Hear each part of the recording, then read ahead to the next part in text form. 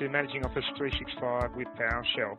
So to start off with this webinar, I'm going to go through and explain what PowerShell is as a general introduction to it, so you can appreciate what that is. I don't know what people's skills are with PowerShell. You may not know what it is, so a quick introduction.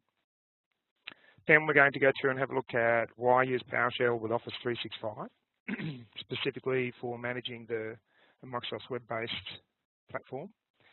And then looking at connecting to and managing the Office 365 with scripts, so building a solution which we can run to repeat processes and ease tasks in the Office environment. And lastly, there's some resources and question time at the end of this. To start off with though, we're having a look at what PowerShell is, and through this first lesson we'll have a look at the fact that it's a command line environment, that it's installed in Windows, and is extensible through modules, and has rich scripting support. So we'll go through these 4 points in a bit more detail.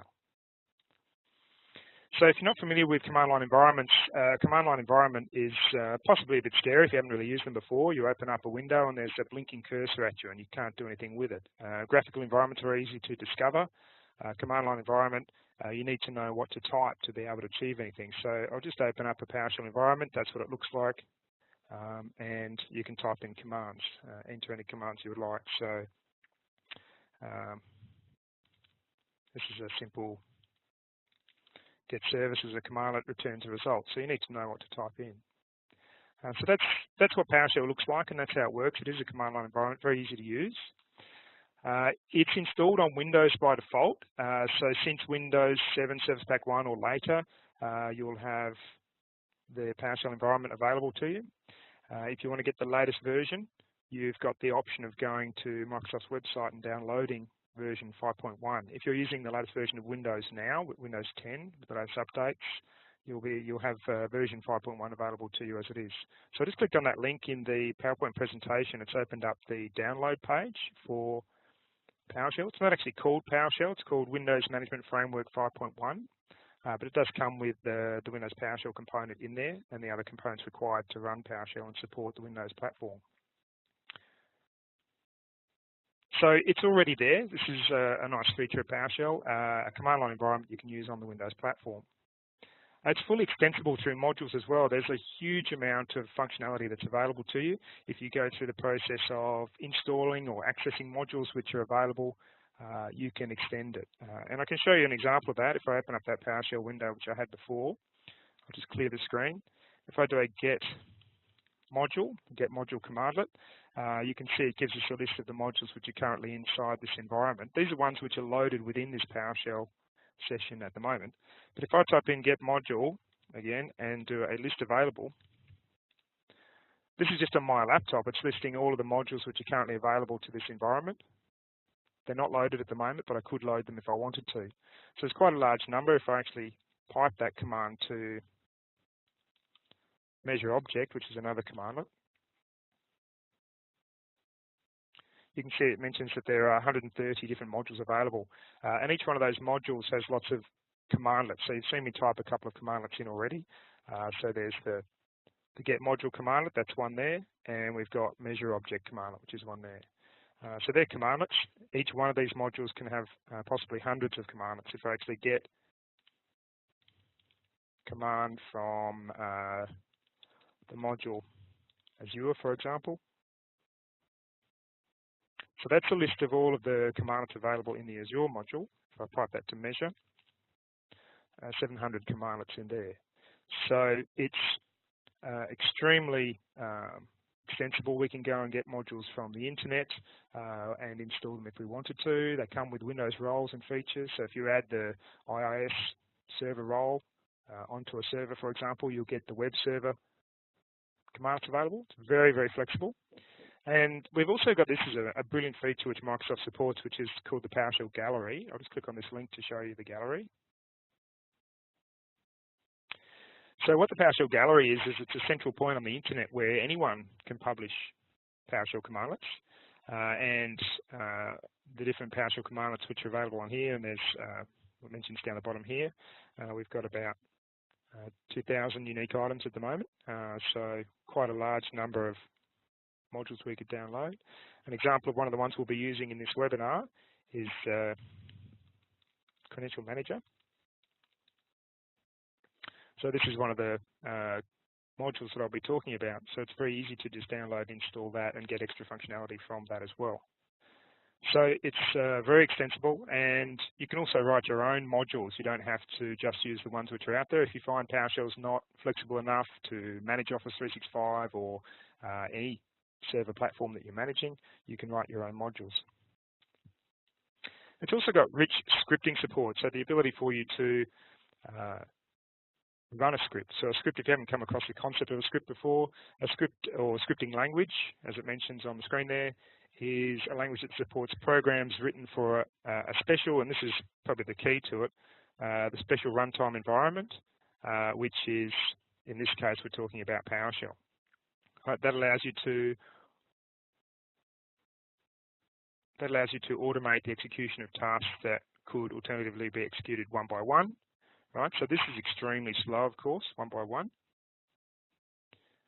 I just got a message about someone not being able to hear. And also being operated by a human operator.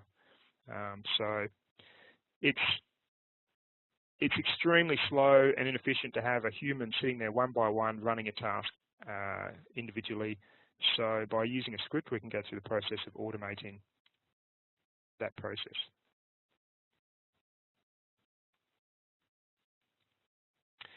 So why use PowerShell for Office 365 then? Well, I'm going to go through a few different points in this lesson, just look at the fact that it's Microsoft's tool of choice. It's got more control, allows bulk changes, it's very consistent, repeatable changes, and it's got great reporting capabilities as well. So we'll go through and have a look at that. So it's Microsoft's tool of choice. So when we say that it's Microsoft's tool of choice, that's across all of Microsoft's major products. So their desktops, their servers, the cloud products, so Azure, Office 365. PowerShell is the way to manage those tools. So this isn't something which is a bit of a blow in the wind and it's going to disappear next month.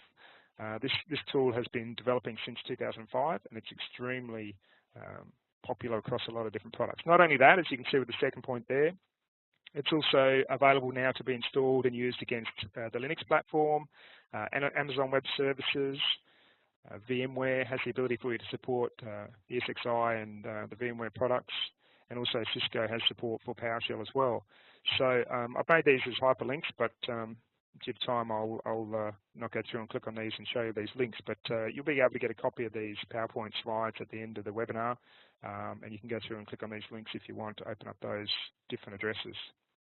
It also works in conjunction with orchestration tools such as Puppet and Chef. So if you're managing an internal private cloud, your own data center, then you can go through the process of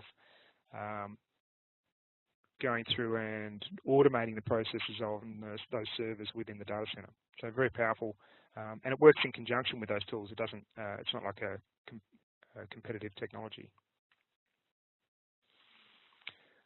There's more control than what you have in the browser. So this is probably a good example of what I'm talking about with respect to the control. If you have a look here, we're running two PowerShell commands. We're running this is a quick example up the top of the screen here. Get MSOL user. What that's going to do is go and get the user accounts from Office 365. And when using the pipe symbol here, that's the symbol that's above the Enter key on most keyboards, holding down the Shift. So that takes the output from the get MSOL user and pipes it into the set MSOL user, strong password required, and setting that to false, which is switching off strong password requirements. That functionality is not available in the browser. You can see I've got a screenshot here of Office 365 with the password policies, and all we can do is set the passwords to never expire.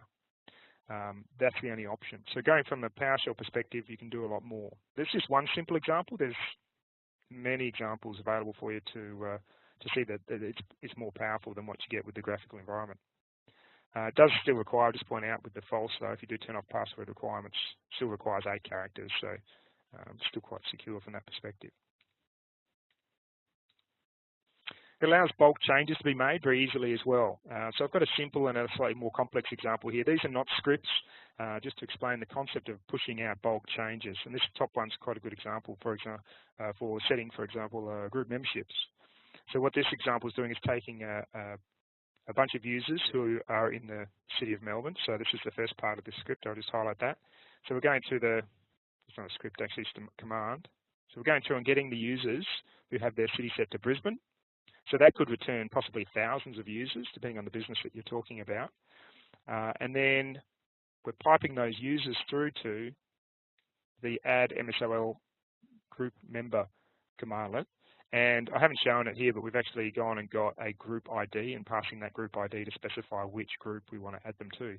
So that could be the Brisbane group or the Brisbane management group or something along those lines. And that's an easy way of making a bulk change to the users that are in Office 365. As you can imagine, if you had 1,000 user accounts, doing that through the browser, clicking on each user and adding the group would drive you insane pretty quickly. So the next example, which I've got down the bottom, is a little bit more complex. I did this on purpose. I put these slides together for this webinar, and I made this a little bit more complex example because I wanted to show the sort of flexibility which you can do from the PowerShell environment. So what we're doing here is the same thing. We're getting the Office 365 users. Right? In this case, it's actually getting every single one of them. So if you had thousands of users, that would be getting thousands of user accounts. And we're going through each one of those users. We're piping those users through to the for each. That's actually for each object commandlet. And we're using a script block here. The script block is starting at this curly brace and finishing at this curly brace. So everything between those two curly braces is going to be performed against every single user that comes through this pipeline, which could be hundreds or thousands.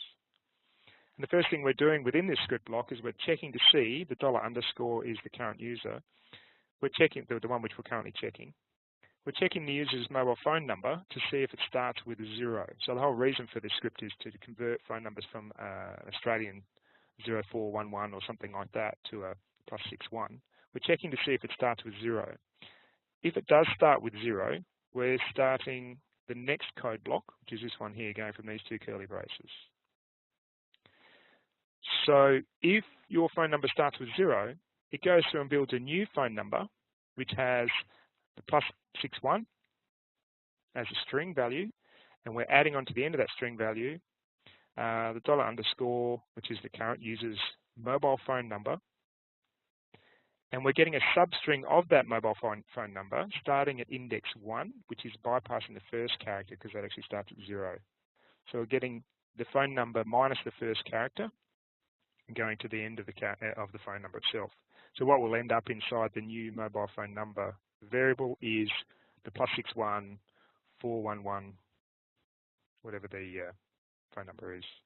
Then finally, we're using the set MSOL user using the user zone object ID, which is visible there. All right, so the user zone object ID, and then passing in the new phone number. So what that's going to do, let's say you had a voice system of some sort that needed the +61 prefix on the phone numbers, that would convert all the phone numbers for you. A lot faster than what you could do with a graphical environment. PowerShell also gives you consistent, repeatable changes, also when you're using scripts. If you're just typing into the command prompt, you can end up with mistakes happening, and that's not necessarily a good idea. But if you're using scripts that have been tested and they perform exactly as you need them to, then they can prevent user error. They're easy to read and edit. So they've got a verb-noun construct with all the different commandlets. Almost reads like a book as you read through the scripts in some cases. We can bundle complex tasks together as well. So by taking the example of script that I'll use at the end of this webinar is creating user accounts in Office 365 and joining them to a group. So it's doing both tasks. A simple set of tasks to do, but it does give you that extra functionality of being able to put those two tasks together and make it so that you can do the whole lot by simply supplying the list of users and then run a script and walk away and the job's done. And it's got excellent debugging, logging, and error handling support built into it. So we can go through the process of checking to see that everything's actually worked correctly. We can respond to errors. There's quite a number of different techniques inside PowerShell to help us to produce repeatable results. It's also got great reporting capability. So using the select commandlet, we can go through the process of selecting Office 365 queries, selecting data from that, and producing some good reports. We can summarize and group results as well. Haven't actually connected to Office 365 yet in this one, I don't think. No, so I'm not connected to Office 365 at this point in time. I'll just make a connection quickly. So this is, I was going to cover this in a moment, but this is connecting to MSOL Online, so service.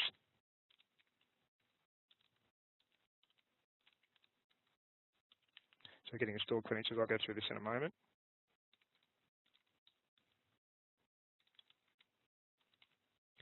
So this is connecting us through to Office 365. That shouldn't have done that. Get stored credential, target MS Online. Helps if you type correctly.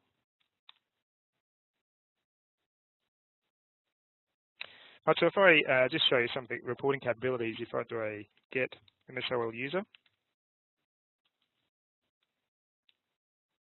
So this is an example of command that's connecting out to Office 365 and downloading the user accounts, which are on my tenancy, which I use for classroom examples. As a reporting, from a reporting perspective, I could pipe that through to select object and type in a list of parameters that I'd like to, properties that I'd like to select. So a good example of that would be last name, department, and last password change time, stamp. So by running that command, that gives us a list of when the passwords are changed on those user accounts. You could format that list, convert it into HTML, export it to CSV, filter it by age of the timestamp. So those sorts of reporting capabilities are very powerful. You can also produce charts by using PowerShell as well. And we've got the option of sending reports through email. That's an option as well. And scheduling reports to run maybe once a week or once a month. Very, very flexible from that perspective. So how do we go through the process of connecting to Office 365 with scripts? So this is where we start looking at the connection itself in a bit more detail, saving credentials for scripts. We'll have a look at choosing the editor. If you're going to write scripts, you'll be spending a lot of time in the editor, so it's a good idea to choose a good one.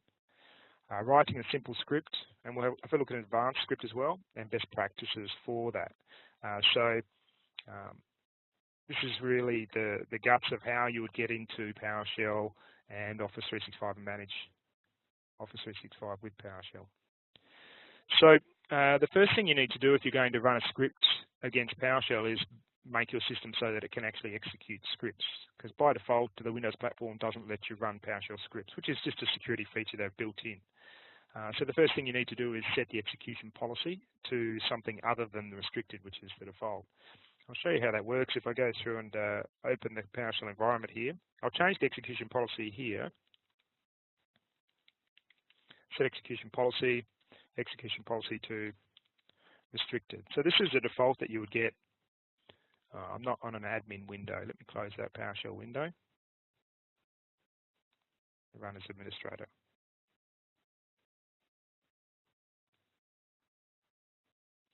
Okay, so this is an admin window now. So if I do a set execution policy restricted, sorry, not remote sign, restricted, say yes to that. So at this point in time, I can't go through the process of running scripts now. I can show you that if I change directory to my webinar. If I can type, here we go. So I've got an example script in here, which simply just prints some text on the screen. If I try and run that now, you can see it says cannot be loaded because running scripts is disabled on the system. So the first thing you need to do is change your execution policy inside PowerShell. Set execution policy to something other than restricted. So you've got a number of different options there, all sign, bypass, default. Remote sign is probably a popular one. That means it'll run scripts which are on the local system, but if you try and run a script that's on a share or one that's been downloaded from the internet or something like that, it'll restrict those scripts. So that's a good way to have that set up. And you can see now if I run the example script again, all right, so the example script is run successfully. That's all it does, doesn't do anything else.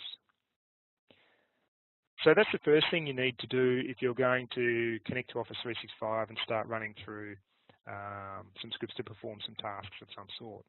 The next thing to do is actually get the modules which allow you to connect to Office 365. So we need to install the MS Online module. Now, there's the old way and the new way of doing that. Let's have a look at the old way by clicking on this link. So this is, if you're on an older system that doesn't, if you're not on Windows 10 or something like that, you won't be able to use the install module, which I'll show you in a moment how to use. So this is how you would go through the process of installing the PowerShell modules to allow you to connect to Office 365. These are not built into Windows, so you do need to do this. So first thing you need to do is go through and install the Sign-In Assistant. You don't actually need that for managing Office 365 with PowerShell. That just makes it easier for I'll just zoom in a bit so people can see that a bit better. There it is there. So Microsoft Online Services Sign-In Assistant. So you don't necessarily need that. You do need to get this Azure Active Directory module though. It's a bit poorly named for people who are not familiar with how Office 365 works behind the scenes, but the Azure Active Directory module is how we manage the user accounts for Office 365. So you need to click on that and download that module and install that. Just down the bottom here, you've got options for installing it from here. An easier way of setting up the Office 365 module, which is called MS Online, is to use the package manager features of Windows 10. If you've got Windows 10 installed, you can carry out the steps you can see on the screen there. So install package manager, which is NuGet. So what that's actually installing, that first commandlet, is it's giving your Windows 10 machine the ability to download modules from the PowerShell gallery. Once you've done that, you can simply do an install module with the name MS Online. So I've already got, in this system, I've already got the package provider installed. So all I need to do is do an install package and then specify the name of that package to be MS Online. Right, I didn't specify a force with that. If I did, it would have actually reinstalled it because it's already installed on the system, but that's now technically going out, checking the module on the internet, found out that it's installed locally and it's not done anything officially here, but on your systems at home. If you ran that without installing the package manager, which is it's on the package provider, I should say, then that would have popped up and said you need the NuGet package provider, and you can say yes to that and it would have installed that for you as well. Once you've got that, you've actually got the ability to connect to the Office 365 environment. So at the moment I'm not connected because I closed and opened up an admin window, so the connection only lasts for the PowerShell session. So if I do a get MSOL user, run that PowerShell command, you can see it comes up saying you must call the connect MSOL service commandlet before calling any other commandlets. So we need to connect to Office 365 first, so we can do that. Connect MSOL service. And we need to specify some credentials for that. And I'll talk about this credential manager in a moment, but we can run the get stored credential. Specify the target for that to be MS Online. And what that's doing now is connecting through to Office 365 behind the scenes, and this PowerShell session is now authenticated into Office 365 using my user account. So I've got the rights and permissions that you would need to perform any task in Office 365 for this user, which is me in this case. If I type in the get MSOL user command, it goes and gets those user accounts for us. We can start managing Office 365 from PowerShell. And just to give you a bit of an idea of what the module is like, if I do a GCM, which is an alias for get command, for module MS Online, that's the list of commandlets which are available for us, which includes about 96 different commandlets which we could run to manipulate the Office 365 environment. Now, what I've just explained is how to connect to Office 365 for managing the user accounts. It won't help you manage, for example, PowerShell, the SharePoint, the Exchange, Skype for Business. To manage those services, I've got a link here. I'm not going to go through these in detail with this webinar, but I've got a link here which you can click on. I'll just click on it here so you can see the page. And you can see we've got a number of links here which explain how to connect to SharePoint Online, Exchange Online, Skype for Business Online, and so on. So if you need to manage those different services, you'll be able to go through and use those links to create the connection to those different sub-services inside Office 365. The example script I'm going to use, show you at the end of the webinar, is actually going to use the Exchange module as well to connect and create the user accounts and then add them to a group. Okay, so if you're going to create some scripts to make your tasks at work a lot easier, to manage the Office 365 environment, most of the time you're going to want to run those scripts without having to supply a username and password. Otherwise, you'd have to sit there and wait for the script to run if you had it scheduled, or run it manually and type in the credentials of the user account, which is going to be used for managing it. So you do need to save the credentials into your system. What you don't want to do is save it insecurely. By putting a clear text password on the file system, not a good option. I've got here a message saying don't do this. This is actually how they teach you to store the credentials in the PowerShell course. So we're not talking about something which is completely out of the ballpark. This is taught in the PowerShell course as a way of storing the credentials on the hard drive. The bad thing about what you're seeing on the screen here is that it is actually storing the files. I'll just put a box around it. They're storing your credentials into a text file sitting on the hard drive. And that means if someone managed to get their hands on the hard drive itself, so a whole machine, they stole the whole machine, or they managed to get a copy of what's on the hard drive, they've got a copy of the credentials in a really badly encrypted format. It's very easy to reverse engineer. It's not actually really encryption. So not a good option to do that. A better option, I'll just go back to the slides. A better option is to use the Credential Manager, as I mentioned before. So this is a tool which is available from the PowerShell gallery. Just click on that, it'll bring up the gallery for us. So you can see Credential Manager here is a tool which we can download. Simply do an install. You can see here the command on the screen. I'll just zoom in a bit on that as well. So install module, name Credential Manager, and that'll go through the process of installing that onto your desktop for you. And once you do that, you'll get yourself some PowerShell commandlets which you can use to store credentials. I've got them on slides here, so I'll bring them up. So we can go through install module, Credential Manager. The force just means it doesn't ask you if you want to install it or not. So you say yes if you haven't put the force there. And then you can see I've done a get command for the Credential Manager module there. And we've got the get stored credential, get strong password, new stored credential, and remove stored credential. Out of that list, you're probably going to be interested in using the get stored credential and the new stored credential in most cases. Possibly the remove if you need to change the credentials for some reason. So those two commands together will give you the ability to use stored credentials. So here's an example. I have actually written this using variables for the password. This is probably not a good idea.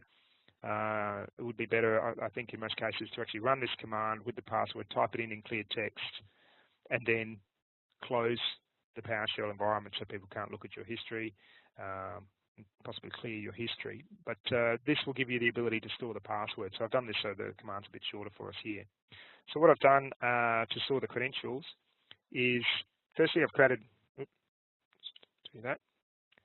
I've created this variable up the top here, which is the user principal name. This is purely giving you your user account name for Office 365. So that'll be replaced with whatever your domain name is that you're using in the Office 365 tenancy. Then I'm setting a variable for the password, just so it's easy to type into the command, which is coming up. And once I've done that, we're going through and running the new stored credential, as you can see there, with the target, which is the tricky part, I suppose. I'll talk about the target of MS Online, and then the username, passing in the user principal name, and the password, passing in password. So the target's the tricky one. What that does is it allows you to retrieve the credentials. If you don't specify a target, it's difficult to filter which credential you're after. So if you specify a target such as MS Online, which is probably a good sort of example one to use, then you can use those credentials using the get stored credential, and here's an example of using that. So we've got connect MSOL service and specifying the credential. And what I've done here is I've got a bracket. So standard BODMAS sort of processes here, the bracket's being done first. So what's inside the bracket is going to be carried out before it continues with the connect MSOL service. So it's got get stored credential, target MS Online. So that'll find those credentials which we just created from the secure Windows registry store. It's not storing them on the file system in clear text. They are being encrypted into the Windows store, and this is why you'd want to use this module. There's no way you can access them by accessing files on the hard disk. You'd have to be logged in as the user to be able to access the credentials, and that's an extremely secure way of getting access to them and storing them for future use. Once you've done that, that's automatically going to log on for you, and then we can start interacting with Office 365. You can see the example I've been using there. So if you're going to start writing scripts now, you've now got the ability to run scripts and connect to Office 365. You need to be able to create the script files. So one of the nice things about scripts, the reason they're called scripts and not binary programs or anything like that, is because they are just clear text files. There's nothing more to them. You can use any text editor you like to go through the process of editing them. The examples I've got there, Notepad, there's nothing wrong with using Notepad. I can show you that. If I open up Notepad, we could make a script. So this is using Notepad. I could do a connect MSOL online, service, and credentials, specify the credentials and so on. Right, so that's writing a script, and you can run that. It doesn't have to be saved as a .ps1 file, but that makes it easier if you do. And you could run that inside PowerShell. It's very easy to do with just Notepad, but not the best way of doing things. There's actually a built-in script editing program called the ISE, so Integrated Scripting Environment. You can launch that from the Windows Start menu. For example, if I type in ISE, we can launch the PowerShell ISE from there. This is what it looks like. And this can also be launched from PowerShell. If you just simply go to PowerShell, type in ISE and hit enter, that will open up the integrated scripting environment. This is probably the most common tool that's used for editing PowerShell scripts. You can type in commands here. So if I go connect MS Online, so this is one of the features of using a more advanced editing program. It's called IntelliSense. So what's happening here is the ISE has detected the different commandlets that start with connect, and it's coming up with the options for you. You get tab autocomplete. But not only that, if I type in the parameters, it gives us the option of having a list of parameters we could scroll through as well. So that's extremely useful, and that's quite a good tool. I used to use that quite heavily. Don't use that so much anymore. Where are we? There's other editing tools available. So Notepad++, I have that installed on my laptop here. I use that for the odd task here and there. If I right-click on, there we go, OneDrive Mapper. So this is what it looks like. I'm not sure how to change the resolution on this, but you can see what it looks like. It's got syntax highlighting for you. So commands are being highlighted, the comments are being highlighted. So it's nice to use, but there's no advanced features built into that tool. We've also got, I don't actually use Notepad 2, but I know that's a popular editor, so you could possibly use that. Atom, I used to use Atom quite heavily in the past, only recently moving to a different editor. But Atom's quite a good tool. I've still got that installed. I can show you what that looks like.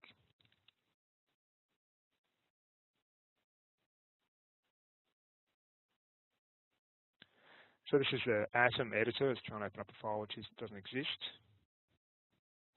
at the moment. So new file, just as an example. And you can see one of the reasons I don't actually use it anymore. It seems to cause a few bugs here and there, and it's a little bit slow to start. You'll notice it's a yellow color. That's just the theme I was using at the time. But that's a good editor. I wouldn't suggest using that one nowadays. There's also the Visual Studio IDE, which is a full software editing package, an integrated development environment.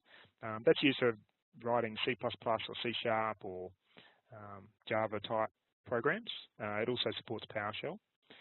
But my recommendation is Visual Studio Code. I'll just click on the link for that so you can see what the download page looks like. So this is a brilliant tool. The reason I like it is because it's very fast to launch. It's got great support for extensions, so you can add functionality to it. And It's very flexible, and it's a very popular tool at the moment. So there's a lot of community support. It's open source. Microsoft has it as an open source tool, and it's developed by Microsoft as well. So it's a brilliant tool, and this is what it looks like. Here's that webinar folder which I've got here.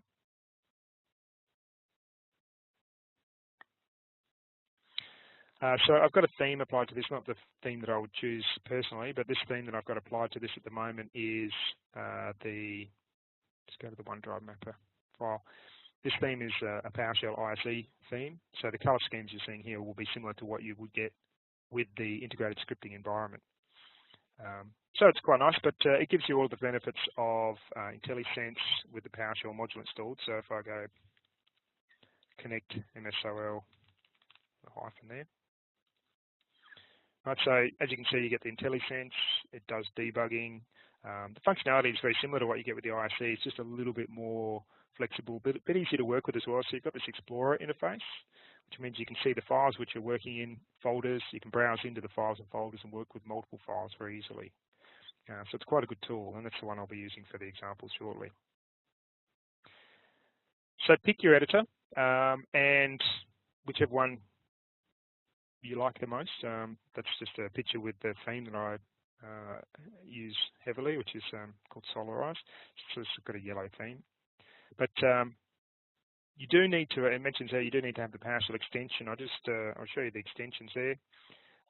This is the extensions. So on the left-hand side here, we've got a heap of extensions installed on this system already, and one of them is the PowerShell extension. There it is there. That's made by Microsoft. So if you add this extension to the Visual Studio Code, it will have full support for PowerShell, including running PowerShell commandlets within the environment. So it's very flexible. Which then brings us to, so we now know what PowerShell is. We know how to make it run a script. We know that it supports modules and how to connect to Office 365. We know about editing. We need to look at the actual process of writing a script. So how can we do that? So I'm going to go through a very simple, it's extremely simple example here because of timing, which is going to connect us to Office 365, get the user list that's on Office 365, and then export that list to a comma-separated value file for maybe future reporting or something like that. So what I'll do is I'll go to Visual Studio Code, which is open at the moment, and I'm going to create a new file here, and we'll call this simple.ps1. Now you notice I called it, I gave it a PS1 extension.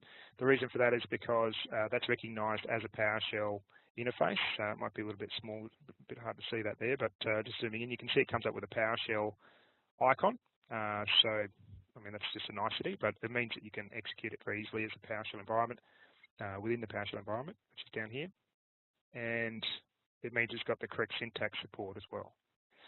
So what we're going to do is to start off with this script, connect to Office 365. So we type in connect MSOL service, specify the credentials, and in here I'll do the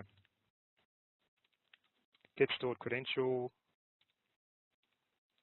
target, MS Online. So that's the connection through to Office 365 for us. Then we're going to get the user accounts and export them to a CSV file.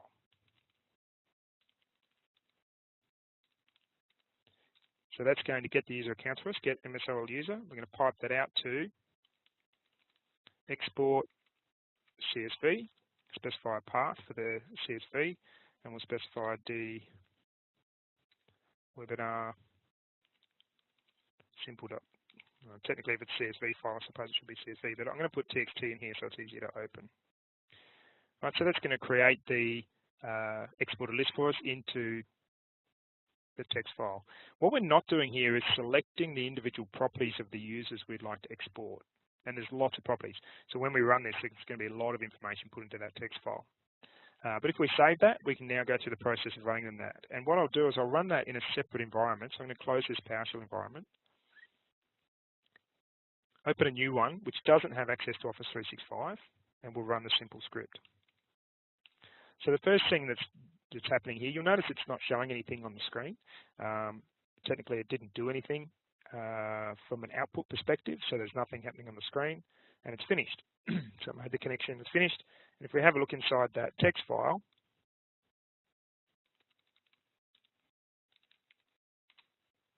so that's the script itself. So that's what we ended up with in our text file. If you wanted to see some results occurring inside the console, when you're running the script, you'd need to put some sort of output onto the screen, but in this case, we didn't do that.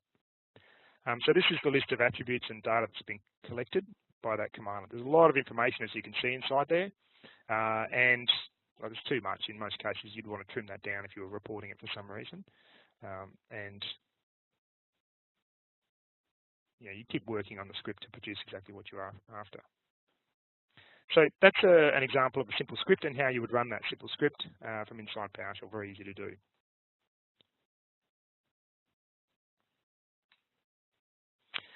Advanced scripts, and we're going to make a massive jump because of timing for this webinar into an advanced script. Advanced scripts are, they take a little bit of study and time to become familiar with, and they support a lot of different features. So they include, for example, help content within the script, support for passing parameters, so you could call the script and specify the file you'd like to import, or a user's name who you'd like to create a mailbox for, or something like that. And it supports piping as well, so you could go and get something first and pipe that into the PowerShell environment. Here's an example. I actually wrote this example for this webinar. I thought this will be a simple example to create, which is here.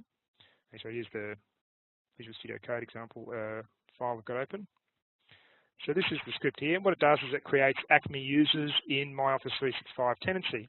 And just so you can appreciate why it's called Acme, these are the users which I'm importing. So this is the CSV file. So we've got Porky Pig in there, and Bugs Bunny, Sylvester, and Sammy Sam, and so on. So these accounts, I just typed this CSV file myself, just used Wikipedia and copied some details from that. And there are addresses all at Warner Brothers. This CSV file, which is a comma separated value file, like all comma separated value files, has an attribute line across the top, and then the actual user's details in each line underneath. This format I got from the Office 365 environment. There's an option inside the graphical tool. I'll just quickly show you that. If I go to users, if I click under more here, there's an option to import multiple users. You can get the Office 365 CSV file with headers from here. So it's quite easy to download and access that. So that's where I got that from.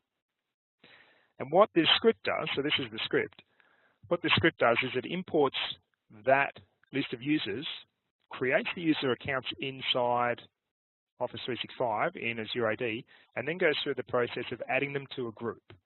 So an example, a reasonably simple example of a two-step process which you would typically have to do if you were creating a user in your city, for example.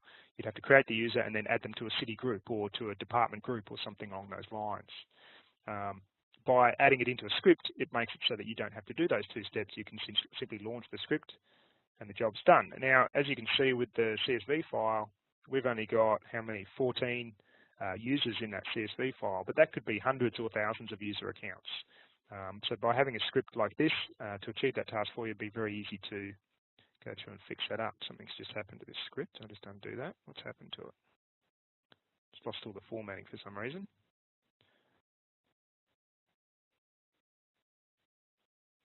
Formatting's gone a bit funny there, but that's all right. It should still work. All right, let's come back.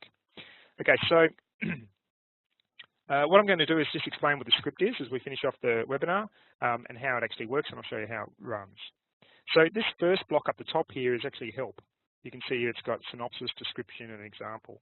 If I go into a PowerShell environment and type in get help for that script, which is called new Acme user, and I want detailed help on that. You can see it comes up with the help details. So what it actually does, creates new Acme users in Office 365, description, and the parameters that it supports. So that sort of help makes it a lot easier for people to maintain the script after you leave the business you're working for, and someone else needs to come in and work on it. They can see what's happening. We've got some attribute blocks up the top here. These attribute blocks tell the PowerShell environment when it runs this script that it is going to be running a script which supports the what if commandlet and other common commandlets, that it's got any aliases for the commandlet itself. In this case, I haven't created one, and the output type of the commandlet itself, which is just a string in this case. So they just tell PowerShell what this script is going to do. This is a quite important block. You can see here the parameter block. What this does is it allows us to specify details about the parameters that this script supports. So we've got here two parameters which are supported. There's the CSV file path and the group name parameter. I can show you that if I go to the PowerShell environment and type in the script itself, hit the hyphen, hit tab, you can see it auto-completes with the CSV file path and the group name. So that's what those two parameters are. And there's some attributes associated with the parameters as well. We've got mandatory support and checking whether it's empty or not. But you'll notice I've actually specified defaults here. So I've actually got it's automatically going to the CSV file and it's adding them to a cartoon group. So those two defaults mean I don't have to pass in values, but I can pass in values if I want. The next three sections are the bulk of the script itself. So there's a begin section. I'll just show you the start and finish of that. That's the begin section there. Then there's a process section, which is here, down to here. So the process is where the bulk of the hard work gets done. I'll come back and explain what these are. And then we've got the end section down the bottom, which is where we do cleanup. So this actually surprised me. I thought this was going to be quite an easy script to write. It ended up not being, because when you create user accounts in Office 365, the mailboxes take a long time to provision. And I couldn't add the users to the mail-enabled group until they were provisioned. So what I had to do in the script was loop to wait until the mailboxes had completed and then add the users into the mail-enabled Office 365 group. But I'll go through and explain what this does. You'll have access to this script. It's available inside the PowerPoint presentation. I've also put it on GitHub if anyone wants to have a copy. But I'm starting off just by getting the current time. That's so I can tell how long the script is actually running for. There's some text which is output on the screen, which just tells us that we're connecting to Office 365. We're getting the credentials from the Store Credential Manager, the Credential Manager module, connecting to Office 365 using the Azure AD module. This is where we haven't covered this before, but this is how you connect to Exchange Online to manage mailboxes. Then importing the Exchange commandlets. So those two lines there, two sets of lines there, are for importing those commandlets. You might not be able to see it too well, but that's actually a backtick which we've got there at the end of those lines. That allows you to break a very long command down into smaller sections, so it's easier to read and edit. Then what I'm doing is setting a variable.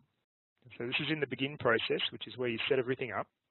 I'm setting a variable which is the UPN suffix. So that's the tenancy. So that'll be your domain for Office 365. And then gracefully testing to see if there's a CSV file in the location that you passed in. So this is test path. So if the path exists, so it's purely coming back saying yes, it exists, then it will import that CSV file into a variable called new users CSV. If it doesn't exist, it just writes an error message, invalid CSV file, and returns finishes the script. Right, so that's just an elegant test. And then it pops a message up on the screen saying creating user accounts. So this is where we start creating the user accounts in the process section. So the process section starts off with this for each loop. So you can see what for each actually does is it goes through every item in a collection and performs some task on those items, right? So the collection in this case is the new users CSV, all of the users from the text file, and we put a handle on each one of them called new user, and then we're going through, and with each user we're taking their first name, their username, converting it to lowercase just to get rid of any case in the text itself. So that first part there is just getting their name, and adding the suffix, which is up here, to the end of it with the @ in front of that. So that's creating a user principal name. This last one's the next line's a little bit tricky. What that's doing is adding that user principal name to the collection inside new CSV users. So it's actually taking that new user and adding that member onto the user itself. So we've now got a user principal name value which wasn't in the CSV file itself. You could add that to the CSV if you wanted to. This next if statement inside the process block is saying, are we passing the what if parameter, which means we can just test to see if the command's going to run properly. In this case we're not, so it will continue on. And now what it's doing, this is a pretty simple part of it. It's going through every single user, putting a handle on each user as new user inside the new user CSV collection of users. It's an array. And we're calling new MSRL user. So it's creating a new user account. So that's simple. And we're passing in all the parameters for it. So for each user, we're specifying the license. So you'd have to change that. That could be a parameter you could pass into the script, the current license pack, the location. We're getting the user's user principal name, which we generated just up here. That's where that was being created.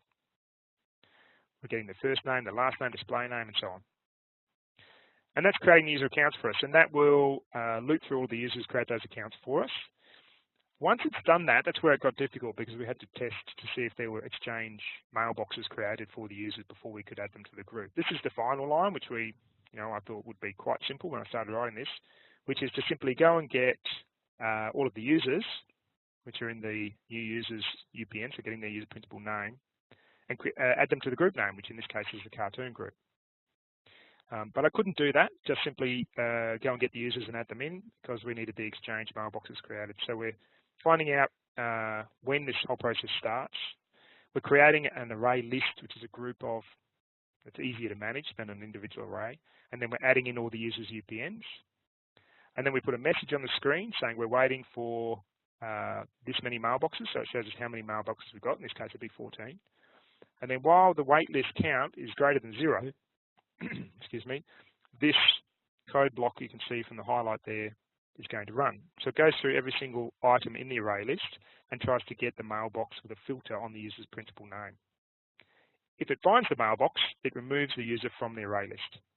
So this list will get smaller and smaller and smaller and smaller until there's no one left, and then the while loop will finish and it will move on to the last step, which is to add the users to the group.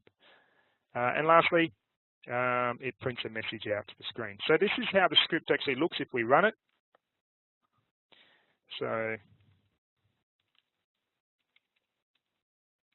just running the script, I don't need to specify the parameters because they're built in. As you can see, it's going through and connecting to Office 365 at this point, which is the top part. So it's, scroll up to the top here. So it just puts that message out to the screen, and it's connecting to Office 365. That's taking a little bit longer. You can see it's popped up with a message importing the modules. That's because of the Exchange module that it's importing.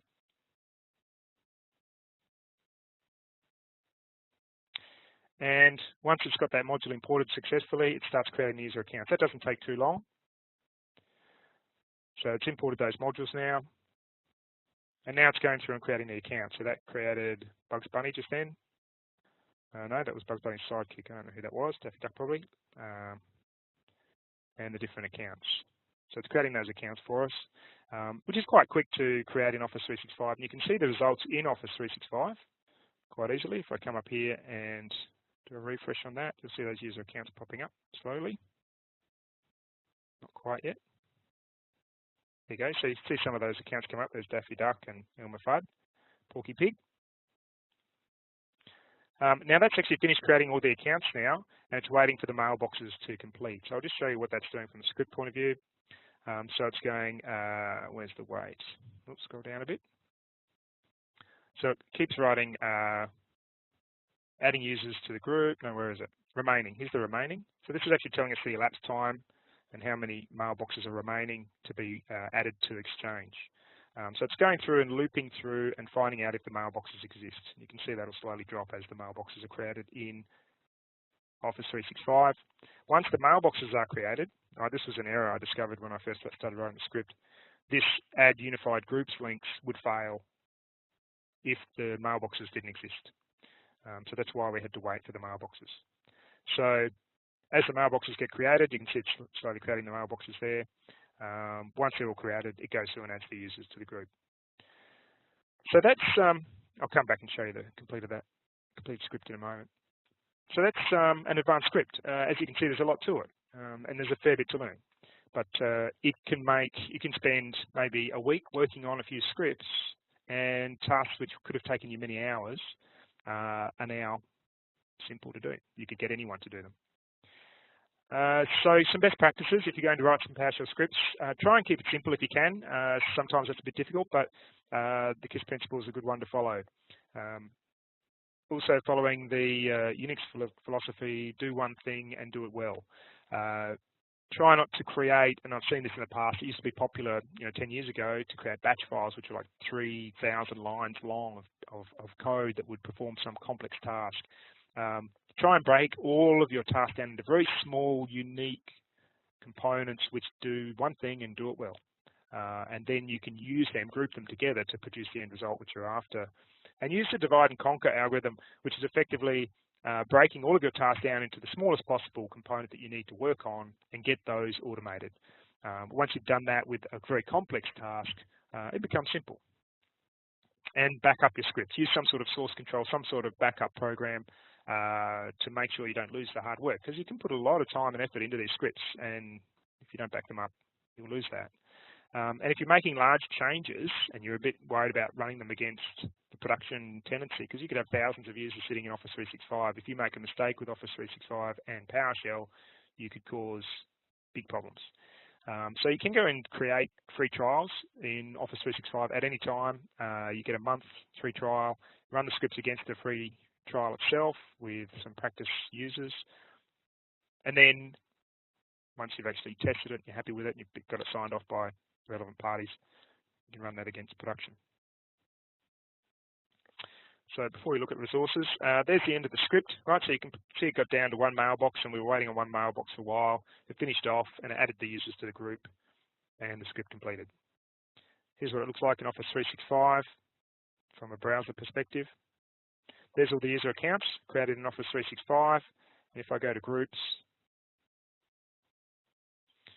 here's the cartoon group. If we look at the members, you can see we've got the different members. Click on show all there. The different members are in that group for us. So let's put them in. So because you get a copy of this PowerPoint presentation at the end of the webinar, you can see I put some links in here to help you out. So we've got managing user accounts, SharePoint Exchange, and Skype for Business with PowerShell. Some links for you there. Creating reports with Office 365. There's some IT resources for IT professionals, some resources there, and a script index, which I thought might be a handy site as well. And this link, I'll click on this one. This is the GitHub. It's called a gist. It's just a spot you can put scripts in. And it comes up. That's taking a while. Here it comes. No, GitHub's down. That's interesting. Doesn't happen too often. But when you get a copy of these, you can click on the GitHub. It'll open up the GitHub for you, and you can access that. If you've got these PowerPoint presentations open instead of showing, like I'm doing here, you can double click on these, and that'll open up the text file. Although I must admit, this PS1 has one error in the username. It's got last name and first name without a space in it. And what's the next, right? So what can you do now? If you've sat and looked at that advanced PowerShell scripting guide, oh my goodness, how am I supposed to go through the process of learning PowerShell? It's not hard. That's what we're for. So we've got the couple of recommended courses which you can sit on. The Automating Administration with PowerShell. That's not an Office 365 course, but it does teach you PowerShell from start to finish, so it's quite good. That's the 10961 course. You can click on that link and it will take you there. We've also got the Enabling and Managing Office 365. That does use PowerShell quite significantly through it, but also goes through managing the different components of Office 365. So they're probably your best choices if you want to expand on what we've seen here in the webinar. And if you're a little bit unsure about them, there's a First Steps, which is a 2-day course, which is quite a good course, just to get your sort of feet wet in Office 365. It does cover PowerShell as well. And there's also an advanced PowerShell course, which goes into more advanced scripting techniques. Some of those were used in that script, which I've got in this webinar. And you can click on the search DDLS for latest courses there, and that'll take you to the DDLS website. So, any questions? I didn't show you the, oh yes, I did finish the script, so that's all done. Any questions at all? Well, thank you very much, Grant, for the fantastic session. It was very interesting and informative. We'll now go through the audience's questions. I can see that with quite a few during the course of the webinar, so we'll go through them individually. The rest of you, if you have any questions at all that you just thought of, please feel free to type them into the chat panel and we will address them accordingly. So question number 1 from Scott McIntyre. Historically, Microsoft have allowed GUI and PowerShell commands. I have utilized PowerShell to help automate tasks that would otherwise take a rather long time through the GUI. Within Office 365, I have noted GUI support decreasing. Do you see this as a trend? Okay, so you can always do more in PowerShell than what you can with the graphical tools. However, that said, the Office 365 environment is reasonably new. They've moved from an old graphical interface to a new one, and they're adding more and more support in almost daily. It's getting a little bit more mature now, but I think you'll find that it's not going to reduce any more than what it is now. But you can always drop into PowerShell. It's easy enough to do once you've got a few skills in that. Yep. Next question.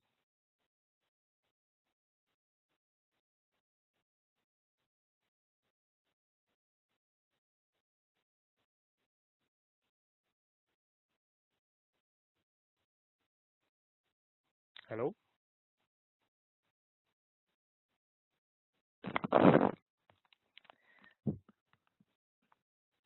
I can see we've got a question from Chris. Does Linux support mean this can be used on a Mac? Yes, it would. So we can go through the process of installing that on a Macintosh. I haven't tried an Apple machine. I haven't actually looked to see if that's part of the installation instructions on the open source PowerShell. I'll just have a quick look. So this is where PowerShell is now developed. It is open source. Microsoft is moving heavily towards open source technologies. And inside here, you've got the PowerShell environment being developed, and you could add to it if you wanted to. And there's some installation options in here for installing on Linux. It's under Docs. Installation. So they've only got installation instructions for Linux and Windows at the moment.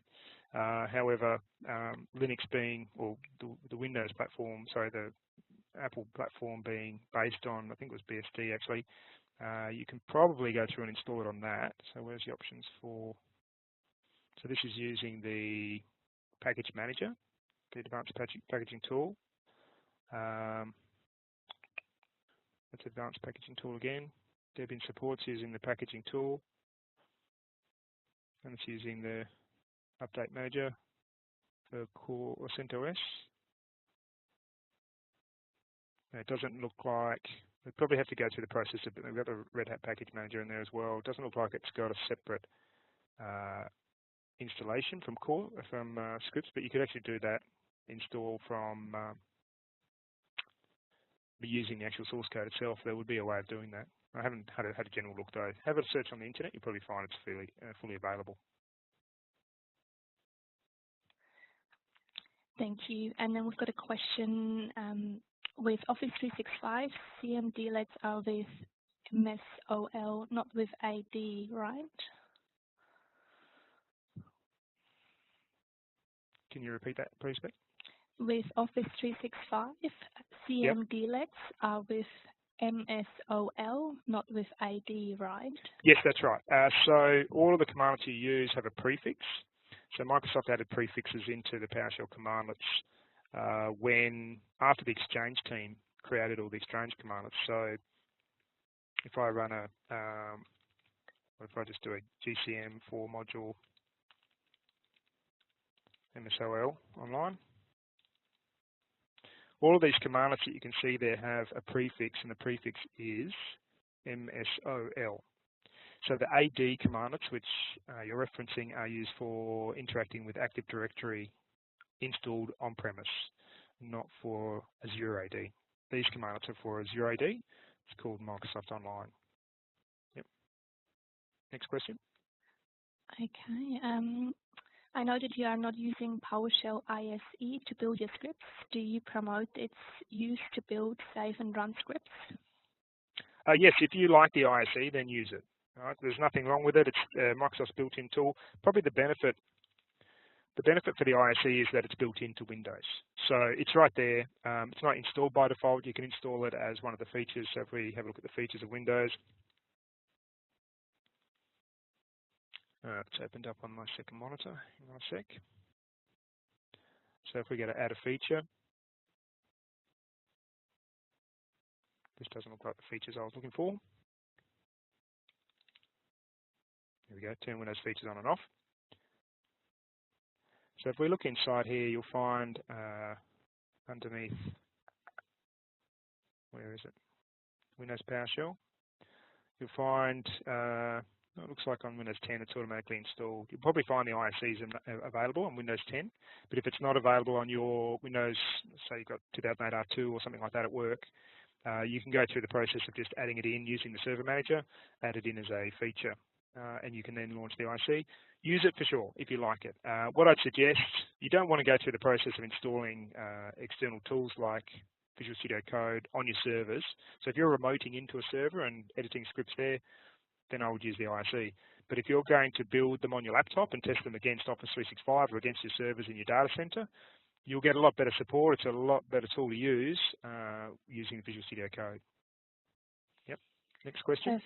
Perfect, thank you. And then we've got a question from Michael. Do you have any resources you recommend for finding pre-written scripts to help with managing Office 365. So doing a general search on the internet is probably your best source of information there. Some of the links which I put in the PowerPoint presentation, I'll just go back a couple of slides there. So this is the list of resources from TechNet, I think it is. Yeah, Gallery on TechNet. So there's lots of scripts inside there. There's the OneDrive Mapper, one of the most popular ones there. And it's a bit small, I'll just zoom in on that. So just do a general search and you'll find lots of information available on the internet about scripts. You don't want to go through the process of writing scripts from scratch like I did, if you can help it. It takes a long time. It's probably a better option if you can just do a search for, just a general search on the internet, trying to create users in Office 365 and some other management task, and you'll find someone's written a script and published it somewhere, and you can copy and edit it. Don't always download and run them, of course. Download and edit them and test them and see if they're going to do what you need, and then you've got yourself a solution. Okay, and then we have a question from Kartik.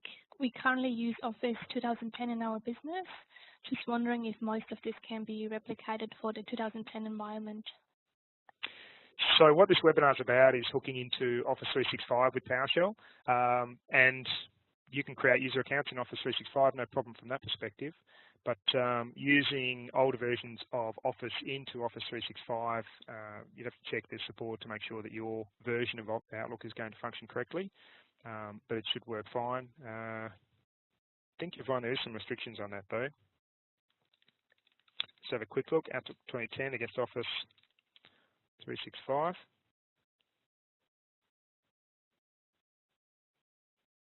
So it looks like there's a setup tool of some sort for that. That's coming from Microsoft. So have a look, and that'll be fine. People will be able to open up their mail and access their desktop, or their email from Office 365 without a problem using Outlook.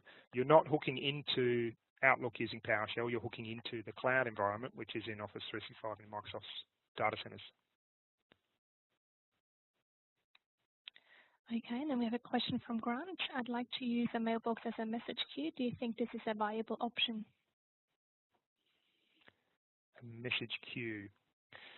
So if you're talking about writing a solution of some sort in PowerShell and then storing those messages in email, you could do that. A better option would be to create a queue in Azure if you can get an Azure subscription. So there's different types of queues you can get in Azure. If you create those sorts of queues, message queue would be a better option. But you could, I mean, that's up to you if you want to. Getting individual items out of a mailbox using PowerShell is not always the best idea. So I'd probably look at other solutions. Okay, and I've got a question from Daniel. Is there a way to control Internet Explorer with PowerShell? Yes, absolutely. If you want to go through and interact with it, if you're talking desktop-wise though, so that's not easy to do from a background script or something like that. You could do that, but what you could do is simply instantiate Internet Explorer. So create a variable for it, and then go new object, and the com object. Sorry, it's Internet Explorer.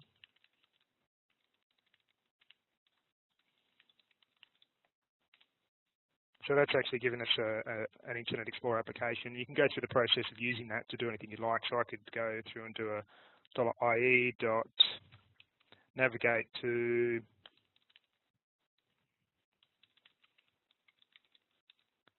the DDLS website. That's now navigated.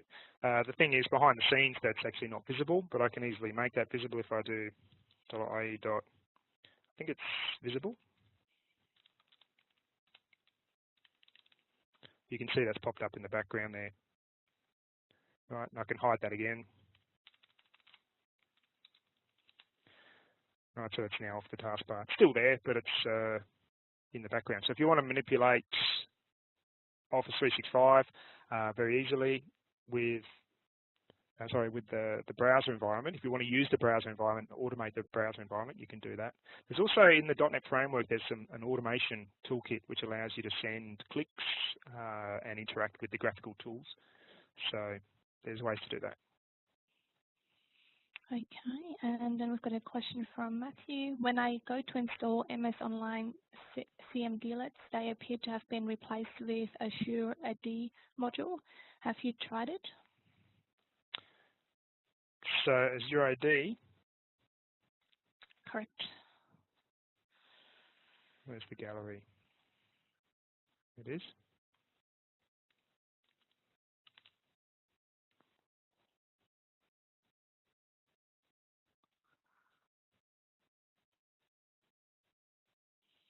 Azure AD PowerShell. So I've not been using these ones for managing it, but if it does what you need it to do, then that sounds like a good option. Is it?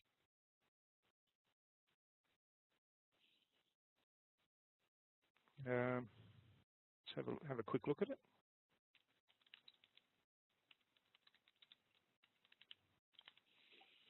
So this is how easy it is. I don't have administrative rights on this PowerShell environment. I'll just open up admin.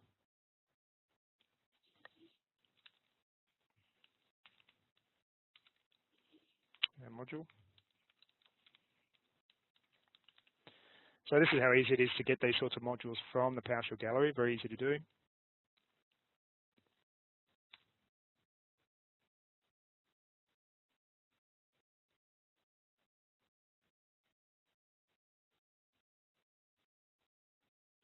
Yep.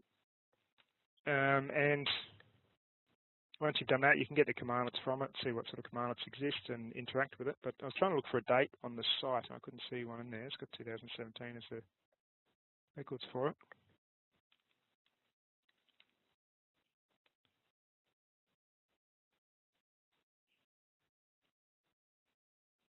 It might be an updated module, might be the better option. I could be leading you astray. So let's have a look. So get the commandlets for module Azure AD.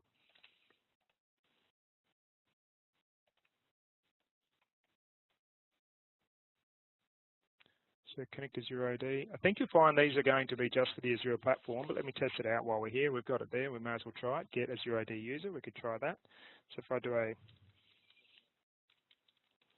connect to Azure AD, it'll need credentials. If this doesn't work, it's probably unlikely that it's available for Office 365.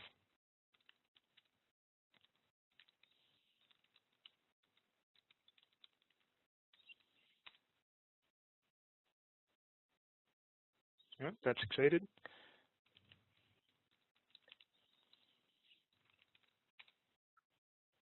Yep, that's come back with the valid users. So it looks like that might be an updated module. So that's good news. I did notice the date on the MS Online module. Notice it was getting a little bit old.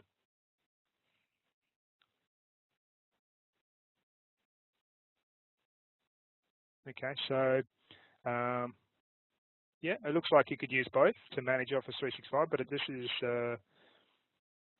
MS Online still on version 1.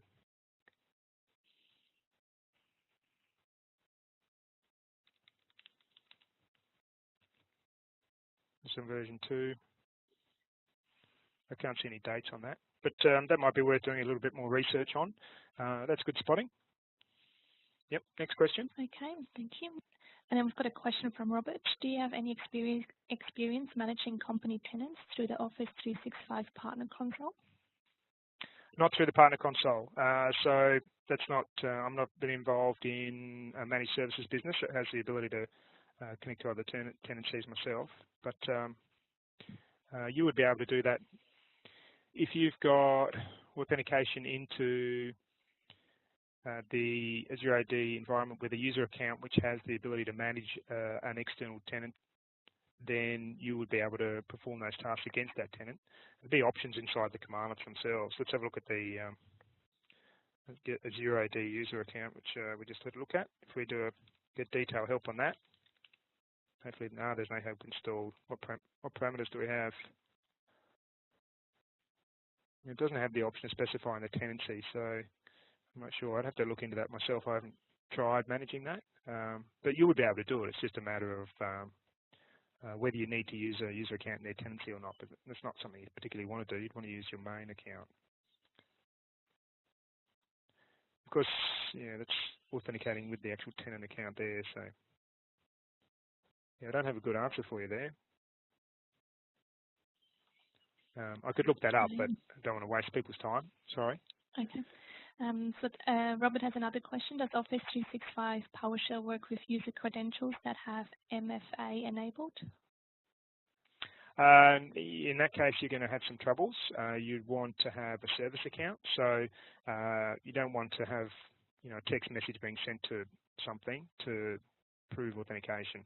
So you could create an account in Office 365 as a service account and use that for performing automated tasks.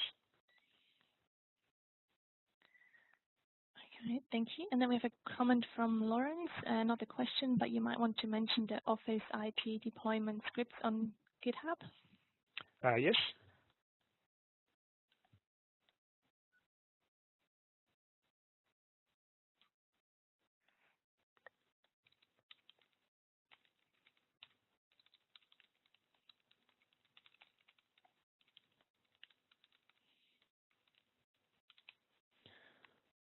Okay, so we've got these scripts available to us as well. I should have added that to the PowerPoint presentation. To be honest, I'd forgotten about these. But these are a bunch of scripts which will help you go through the process of managing Office 365. So getting new Office users, versions, and so on. So that would be a good one to add to that list of resources. Those people are still on. Have a look for that, the Office IT Pro deployment scripts. Thank you, Grant. I'm going to hand back over to Sean to see if he has any more, if he can see any more questions.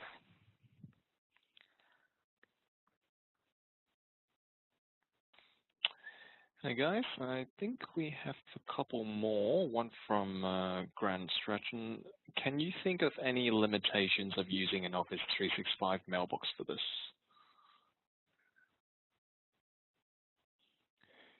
So I don't fully understand the question because the Office 365 mailbox is an email storage object in the cloud.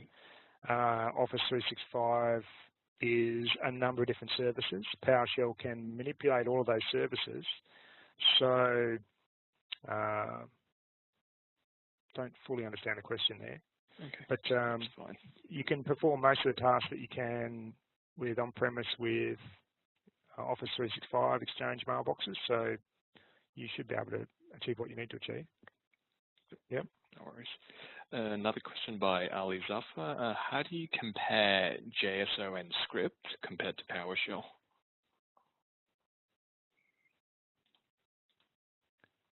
You're talking about the JSON data object, the JavaScript object notation? Mm-hmm. So PowerShell supports JSON. I don't know what you mean by comparing JSON to PowerShell, because PowerShell is a scripting language and JSON is a data language. But it's got JSON support built into it, as you can see here. If I do something like, I'll get MSO user myself. I have to use the AD one.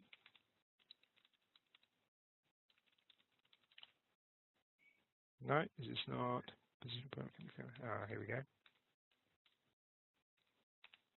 Identity, we're after probably.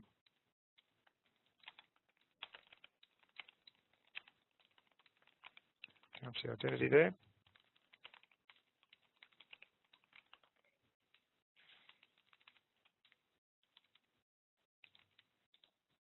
Object ID.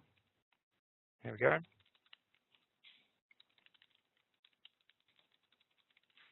So let's just get in.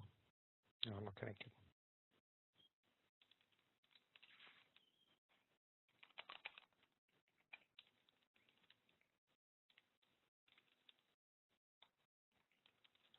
Just connect again.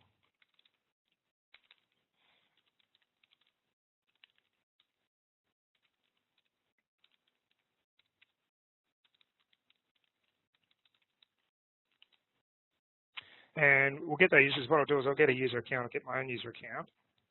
Come here.